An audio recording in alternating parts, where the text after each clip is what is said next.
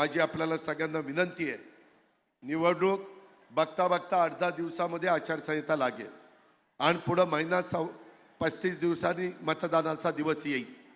कुठेही एकमेकाच्या बद्दल गैरसमज तयार करून घेऊ नका. महायुतीतनं भाजप, राष्ट्रवादी काँग्रेस, घड्याळ आणि शिवसेना धनुष्यबाण हे तिघं एकत्र लढतायत. काही मित्रपक्ष पण बरोबर आहेत, त्यांनाही आपण बरोबर घेतोय.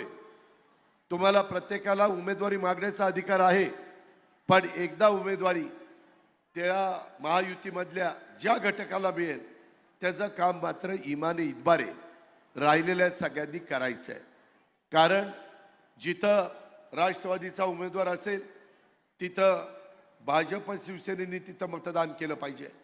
जिकडं भाजपचा उमेदवार असेल तिथं राष्ट्रवादी शिवसेनेने मतदान केलं पाहिजे आणि जिथं शिवसेनेचा उमेदवार असेल तिथं राष्ट्रवादी आणि भाजप यांनी मतदान केलं पाहिजे. कारण पुन्हा एकदा केंद्रात नरेंद्र मोदी साहेबांचं सरकार आहे. आम्ही कुठलाही मुद्दा नेल्यानंतर तिथं आपल्याला मदत. एबीपी माझा, उघडा डोळे बघा नीट.